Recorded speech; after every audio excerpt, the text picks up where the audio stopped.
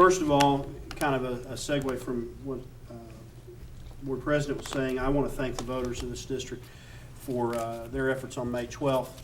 I think they spoke loudly and they spoke very definitely in support and gave this district a vote of confidence that we don't take lightly.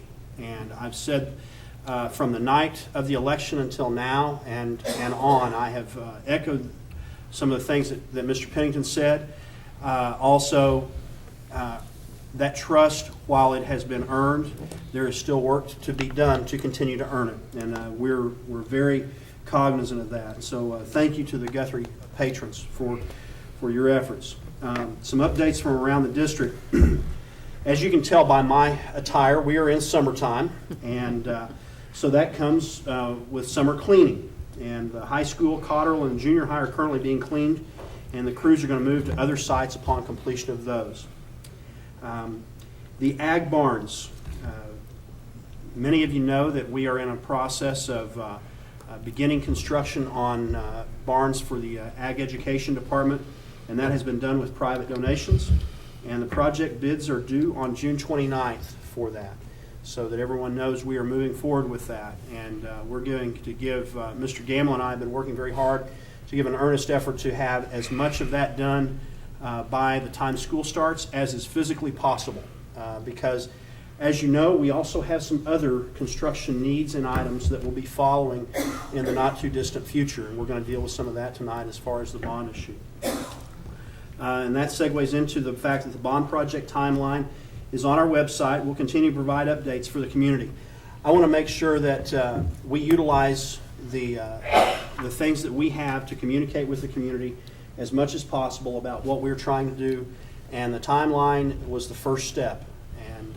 And that is an estimate of when things will be done. Anyone knows that if you've ever dealt with construction, there are estimates involved with time frames, and we will adjust that as the conditions warrant. Turning to some educational items. Summer school, we have students. We have 22 students this summer that are under RSA remediation, and that number is about what we had last year, but that percentage is lower because we have a larger class. So in my mind, we did a better job this year of keeping our percentages down, and we are working very hard with those 22 students. Also, summer school for the kindergarten through 8th grade is averaging between 110 and 120 every day. That's Monday through Thursday. Just a reminder that many of our administrators will be attending the annual COSA conference later this week. And so if you call looking for me, you know you have the number to get a hold of me. And if something comes up, and also Janet will know where I am as well. The next item, you have in front of you a handout that's also on the screen. The appropriations bill has been passed with the education receiving a flat budget allocation. But I think it's very important that we all remember that a flat allocation does not provide for equal funding.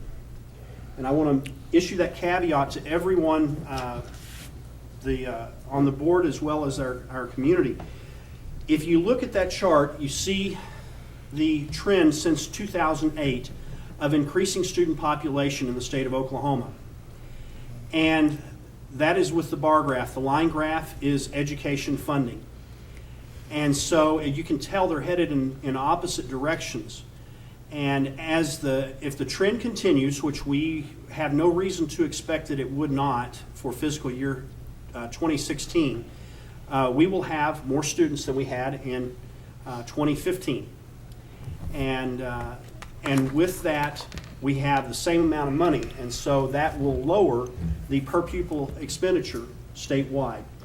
And I issue that caveat because we have some local things as well that are concerns Mr. Schultz and I have been debating about, and we don't really debate, we're on the same page, which is good, regarding funding with the district and things that we have to do to prepare for a potential loss in state aid. And so with a flat budget does not translate into the same amount of money statewide per pupil. And I wanted to make sure that I got that to you guys. And this, the chart that you have is also on the web, it can be on the Oklahoma Policy Institute website. The website is on that handout as well. And that is my report.